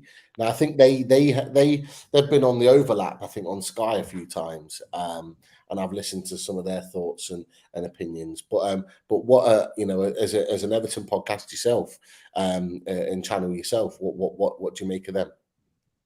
I mean, they were the originals, weren't they? In terms of Everton fans, when we think back and you think of Fan TV, they came out at a time when they thought there was little or not enough national coverage of Everton Football Club, and you've probably seen it yourselves over the years. They tend to cover the usual Sky 6 in a lot of detail, and other sides get forgotten about, and we don't hear about them enough. So it's fair play to them for making a business and making a living out of talking about Everton Football Club. Because believe me, it's difficult doing it once or twice a week as opposed to every day. I mean, we've been on there ourselves. A couple of us have been down to the studio. It's around the corner from my house. I had a great chatty with Baz. Baz is the one that you see on the overlap. Yeah. Lovely fella. For our evening meal with Baz at the end of last season, we socialise with him now and again. Lovely fella. We don't really see Ped, but we don't see Ped socially. He's the other fella behind Toffee TV. Two very, very different characters. He's Ped's one of those. He's quite sort of vocal about his opinions on things, and that's his character and who he is. And Baz is a little bit more sort of restrained and calmer, but it works really well for them. And like I say, they're doing really well for themselves, and they get to talk about something that they love on a daily basis. So hats off to them for opening the door for people like ourselves and our podcast. Because when you see people who do make a real go of it, then it does inspire you to think, well, maybe we can have a little go ourselves and bring some Everton coverage to fans, which is a little bit different to what they do as well. No, definitely. Fair point. And different type of questions. So yeah, great question for that, Jordan Team for Life. There's a couple here from our perspective. So Andrew's put, nice t-shirt, Pete. Any to fit me? Yes, we have the away day shirt. This is the Bruno Gomes, Joe Linton Brazilian special. Get onto Shyburn's website and order one. An away one. A number have already gone and been ordered already. So get yours in while you can. And join the away days team. That is for sure. Also in there, Luigi put, Pete, do you have similar concerns over ASM that you do with Wilson? Seems to have 3 or 4 games. Half of them are good performances, then he's out for weeks. Can we rely on him? Great question, Lee. Thank you for joining the chat. And if you're not subscribed, hit the subscribe button. What I will say is that Alistair Maxman had a rough couple of seasons under Steve Bruce, not necessarily his fault, awful trading regime. So his injuries were, part of the reason for that.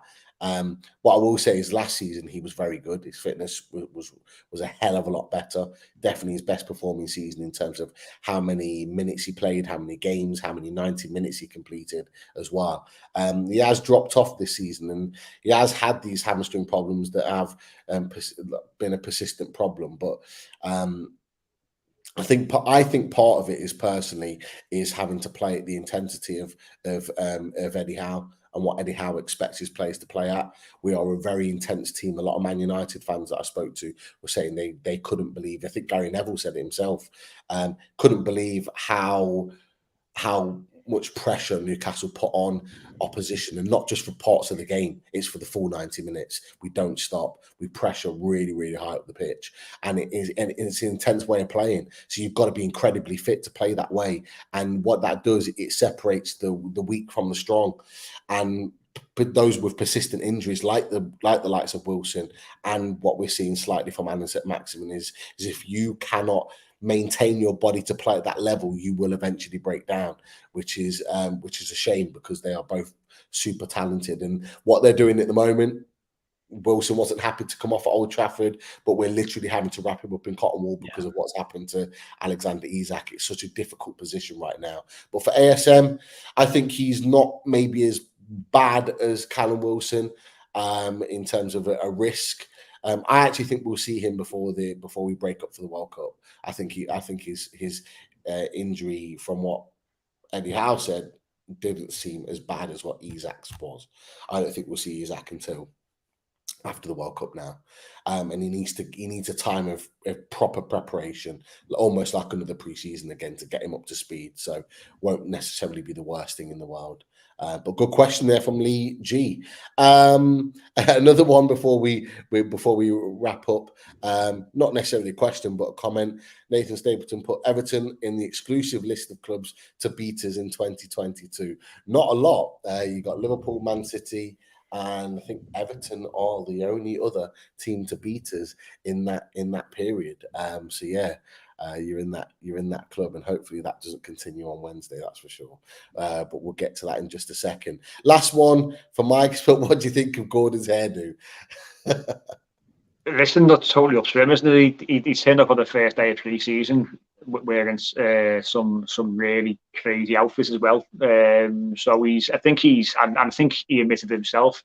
He's been spending quite a bit of time with Tom Davies, Dominic Calvert-Lewin, those kind of players, and I think their sort of fashion sense and wackiness has rubbed off on him. And listen, if he's happy doing, dressing a certain way and having his hair a certain way, good luck to the lad. It's all about what he feels comfortable doing, and the fact he's confident to do it. Then listen, massive for doing it. But it was a bit of a shock when you saw him with the blonde lock going from obviously the ginger hair that we all knew. But listen, each to their own, isn't it? We all got different tastes, so he can do whatever he wants as long as he scores 15 goals a season for Everton. Yeah, that's which I think is a little way off, to be honest with you. But he's a cracking lad. I wish him all the best, and hopefully, like I said, he returns to some early season form as well. Definitely. I did say it was the last question, but it wasn't, because I've had a couple of people ask me this. Sean Casey messaged me he wanted me to ask this question to you, but also Charlie Hotspur has put this up as well. It's an interesting one. Can Mike tell us about Lewis Gibson? We were gutted to lose him, but he seems to have vanished. Now, he was one of our young prospects coming through on the 21s that it was a surprise to fans that he upped and left and went to Everton. And he was, left centre back, left back, huge potential. I think he played 1 or 2 games in midfield as well. But yeah, since he's come to you guys, we haven't heard really much of him in terms of being or progressing into the first team. Do you know much about him? And if so, where's he at currently? Yeah, he's been loaned the last couple of seasons, but he's suffered from injuries as well. And he came with a bit of a fanfare, a bit of a reputation. He was highly sought after at the time. He's never made it to that first team setup. He's appeared at pre-seasons, and you have a little look at him, and he looks all right. But he's just never been able to sort of stay fit. And every manager that's come in since he signed for the club, he's just never really sort of done it for them. He did sign a new deal actually in the summer off the top of my head. So before they loaned him again, which I have to double check where he was loaned to. I've got a feeling it might have been Redden, to be honest. But he did sign a new deal before we let him go away. But I think it's he got to Bristol Rovers, so he's dropped down even further. So he signed this new deal to protect our position, to be honest, which we've done with quite a few players who we've loaned, who deep down you're not going to see in the Everton first team.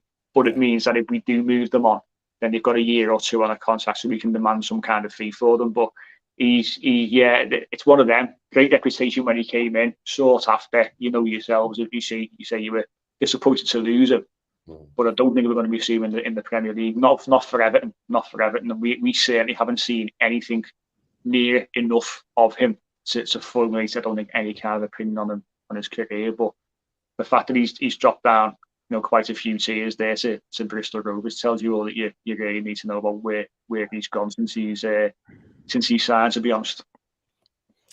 Interesting, very interesting, and yeah, thank you for that update, because there were a couple of people that asked about that. Look, we'll get to the predictions now. We'll get to that big stage, and I think one or two people have already alluded to Keith's potential prediction here, so I'm interested to find that. But Mike, I want to know yours first. The opposition perspective. What do you think? Come 9:30 on Wednesday evening, what do you think the final score will be? I said on our show the other day, I said 0-0. To be honest with you, we're not scoring. We can't seem to put the ball in the net on a regular basis. Whether that hopefully does change with the reintroduction of Dominic Calvert-Lewin, Anthony Gordon back after suspension. There's certainly room to have a little bit of excitement around that side of things, but I think 0-0. I think it'd be a draw either way. If it's not 0-0, I'd say 1-1. But I think, as I say, I think we'd be happy with that result. We've got a game on Saturday at home against Crystal Palace, which is certainly a win, is certainly achievable in that game. And it's all about sort of picking up points, keeping some kind of momentum going, or getting some kind of momentum back after 2 defeats on the spin as well.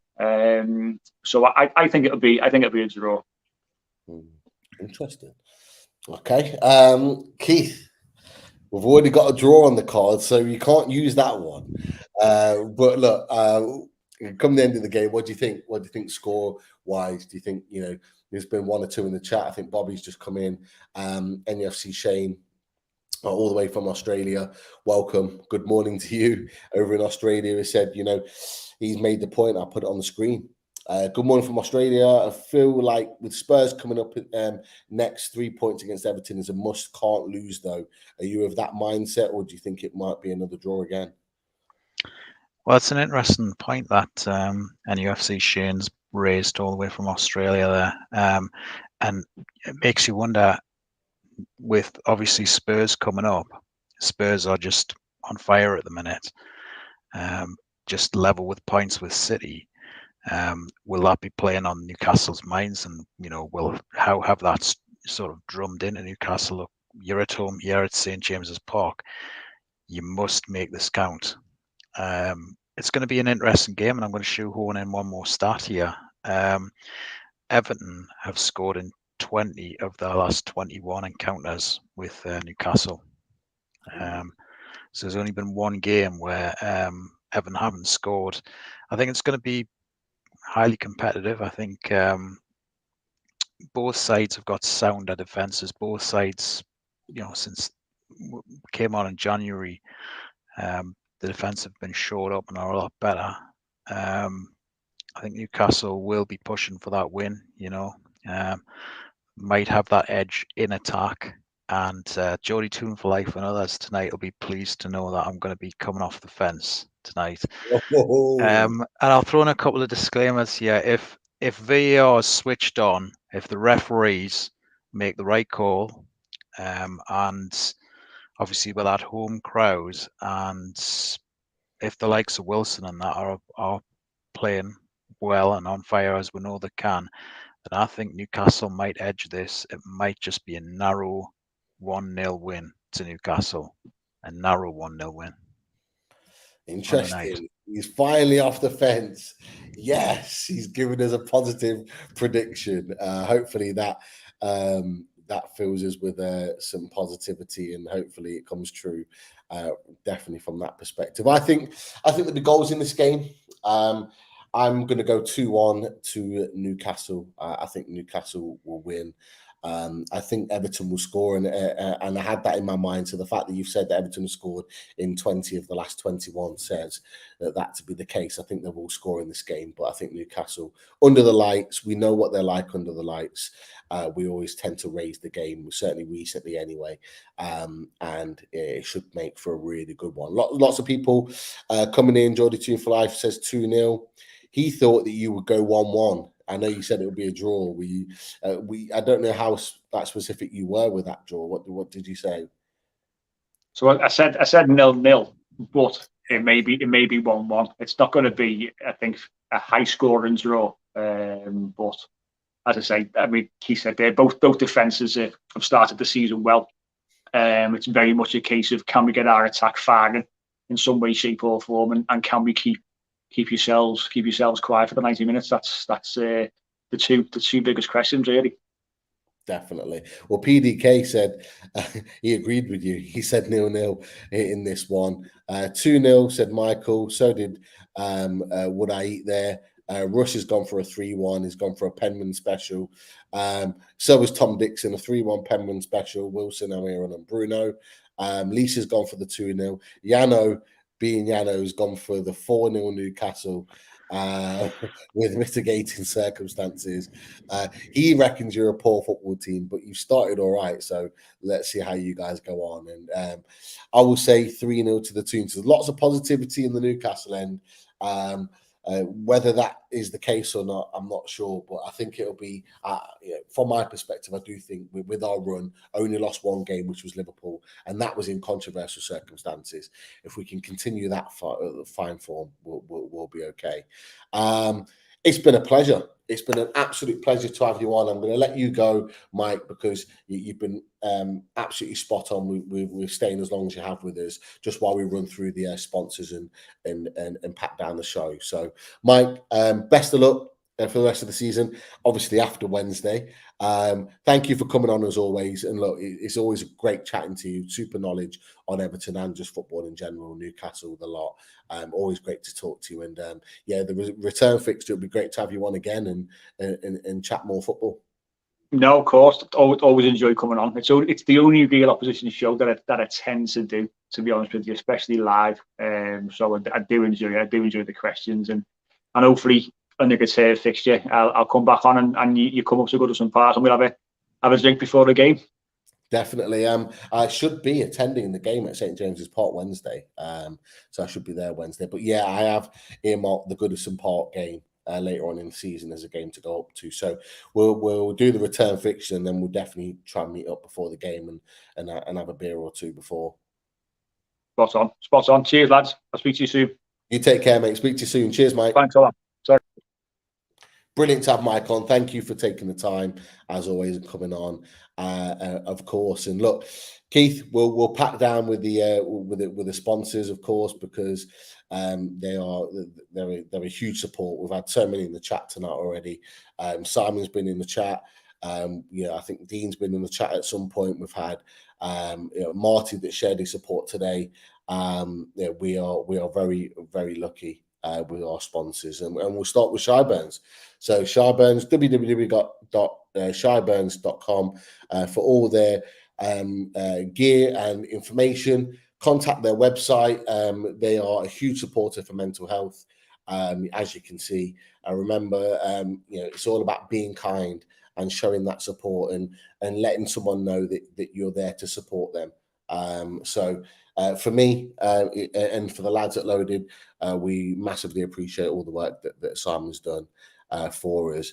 And of course, you've got your mental health Loaded mag specials.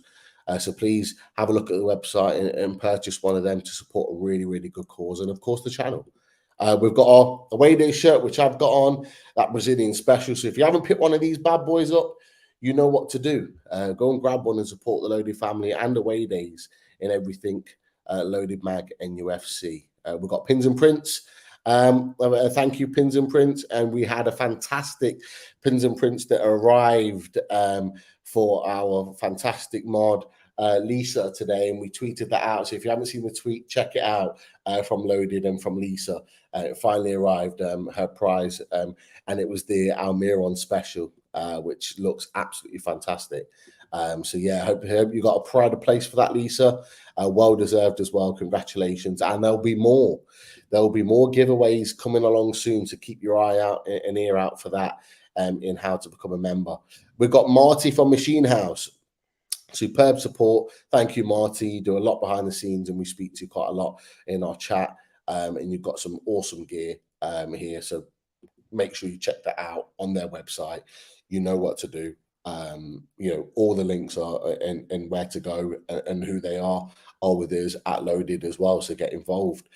Dean, always give you a big shout out. Hope your recovery is going well of your Achilles. Stay strong, mate. Keep working hard. You'll be back up and running in no time. And look, we earmarked that game next year where we can have a kickabout. So keep that in mind, and it'll be great to meet up with you and have a bit of a chat again very, very soon. But the Geordie Rise, the 20% is still there for you guys.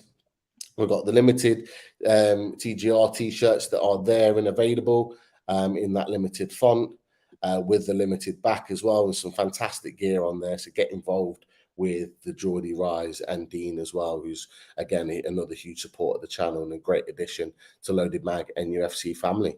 If you haven't already, click that subscribe button. We've seen one or two, maybe more in the chat today that were new to the show. So click that subscribe on your way out. Great to have you a part of it, and some great questions in the chat there. Don't be afraid to put your questions in. You're a huge support of what we do. And of course, becoming a member. We're approaching those well over 100 members. So that will trigger, as I said the other day, another special that me and the boys have been chatting about. So keep an eye on that. Become a member of the channel, and you'll see what will come next on the back of that. You know what to do. You can't do it off your mobile phone, by the way. You have to do it on your laptop. Well, if you do it on your laptop, it's easy. It takes like 30 seconds to do, or to find, certainly. $1.99 a month. Click that blue button, that join button. Drop your name in there, and then it will ping up to say that you have joined the Loaded membership family. So please make sure you do that as well, of course. And I think that is that with all the sponsors and promotions. So a huge thank you to everyone in the chat. So many great questions, so many good chats in there. That I'm listening to Mike, and Mike's fantastic. But I'm trying to tonight, obviously, working both roles is looking at everything that's going on in the chat, and some fantastic conversations going on, and some great opinions. Really love it. Thank you to you all. We really, really do appreciate the support that you give us. And of course, I have to say, the main man, Keith Roll, 00 Stato, thank you so much for joining us. Your stats are fantastic. Not just me, I appreciate all the stats and the time you take to put them together. But you know what? Everyone else in the chat, they absolutely love you and your stats for all things Newcastle. So just a huge thank you from all of us, and keep doing what you're doing. And I'm sure you will come and join us again for many more away days in the weeks to come. Yeah, because we've got a busy fixture list now, haven't we, before that World Cup, And then over that Christmas period, the way it picks up again around Christmas and after Christmas. It's going to be non-stop. And I think it was Tom Dixon in the chat mentioned that it was 34 days to the World Cup, and I'm not ready for the World Cup. I just want Premier League football. I just want to watch Newcastle United. You say that, Pete, but once we get underway and there's England or USA and there's England, Iran, you'll be full into it. And once we're into those knockout phases, should England get to those knockout phases, you'll be full into it in those garden parties and everything, yeah, it's tradition. Me and my except this year, everybody will be wearing onesies, England onesies, to keep warm, won't they? In October and November time in December. I think that's my negativity towards it. It's like because it's a winter. Because I'm used to, me and my mates since 2004. Not long after we left school, we made it a tradition. We were always out together. It was about a group of 15 of us. We've done it every tournament. apart from 2006, because I actually went to the World Cup for that one. But all the others, we always meet up. We did it again for the Euros. But this time, because of the timings of certain games and the fact that it's winter, we're still unsure whether we're even going to do it. So it's not quite had the same buzz about it. But look, I'm sure I'll be up for it, and I'll be supporting the boys regardless when the games kick off.